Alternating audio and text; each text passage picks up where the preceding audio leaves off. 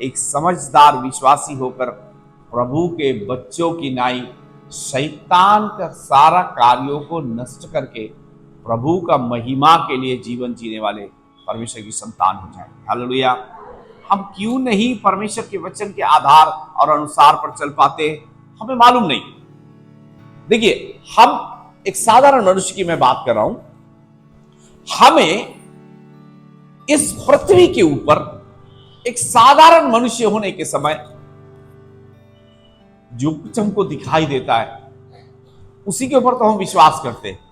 लेकिन एक और बात आपको मैं बताऊं, बहुत सी ऐसी चीजें हैं जो हमें दिखाई नहीं देती। आप जिस पृथ्वी के ऊपर खड़े या बैठे हैं उसके बहुत नीचे गहरे पर पाताल है। क्या आपने देखा है? देखा है? सही है। हालेलुया। आप जिस आकाश के नीचे बैठे हैं उसके बहुत ऊंचे पर स्वर्ग का परमेश्वर विराजमान है। क्या आपने देखा है कभी? उससे पहले आकाश मंडल, वायुमंडल, तारागण, नक्षत्र होते होते होते होते ये स्वर्ग का परमेश्वर सबसे ऊंचे पर विराजमान। क्या आपने देखा है?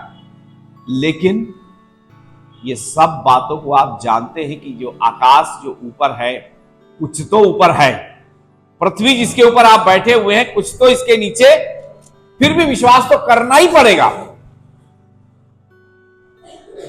इसलिए ये बातें आपको दिखाई तो नहीं दे रही, लेकिन फिर भी इनकी वास्तविकता तो है नहीं है? पाताल है नहीं है? पाताल है भैया लोग, पाताल है। आकाश के ऊपर भी कुछ है कि नहीं है? हालेलुया।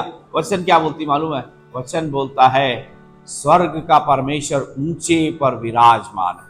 ये जो हमें दिखाई देता है ना, बादल, इससे नीचे हवा, वायुमंडल, उसके ऊपर और ऊपर जब आप जाएंगे तो अंतरिक्ष है।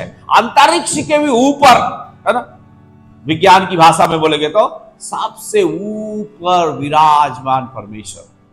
ये सब बातें हमें दिखाई नहीं देती, लेकिन फिर भी लिखाई पढ़ाई हमें ये बताती है कि कुछ तो है जो आकाश के ऊपर है। हालेलुया।